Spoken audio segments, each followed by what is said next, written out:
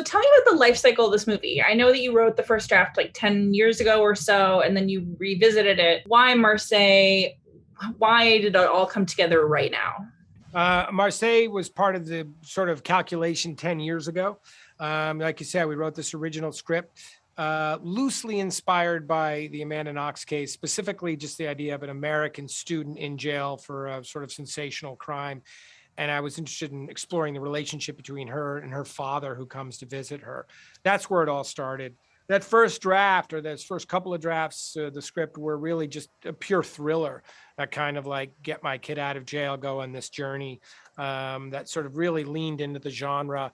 And when I finished it, I just didn't want to direct it. I didn't have a really strong point of view on it, quite frankly. So, there comes that point where I put on my directing hat. So I put it away. And then 6 years later, just out of curiosity, read it and thought, man, I love the setup here. I just don't like the movie.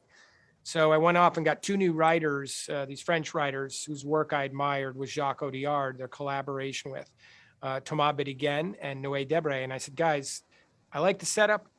I don't like the rest of the script. They agreed with me. And we set to reworking it and rethinking it.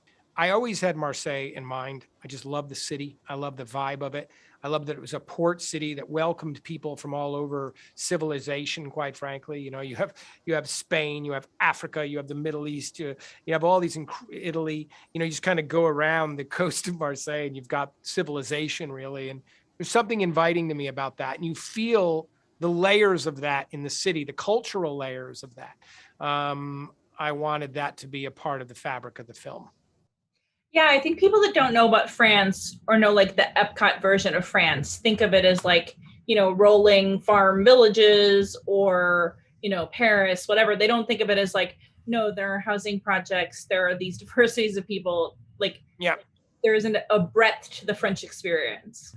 Yeah, well, I think Marseille is very unique too, because in Paris, you have, the Paris that most people see when as tourists, they go to see it, right? But then the rest of the city is super spread out, right? Marseille, it's like New York a little bit. Everyone's kind of on top of each other because you have the mountains and the sea hemming everybody in. And it really just creates this incredible diversity and of all types, racial, economic, social.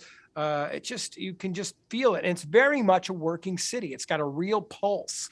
It's not like the rest of the Côte d'Azur where, very wealthy people go to relax and have nice meals. No, this is a gritty, real city. And man, you can feel it. But then it's also set against that incredible sea and that incredible beauty in and around the city. So it just has so many layers. So as I started leaning into it, I just kept thinking of the city. I would go visit it, every year and just go back and kind of take more away. And it just was sort of that, as a writer, it's kind of just kept providing story, not just backdrop, but real story, real ways of integrating story.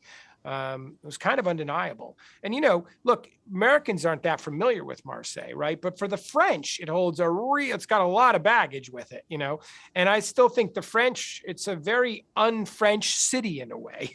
It feels as much Mediterranean as it does French, just in the pace and the people and the personality of the city. So it was, I think, equally exciting for my my French writer colleagues to kind of sort of jump in and unpack it a bit. What did you do? You just have to trust me.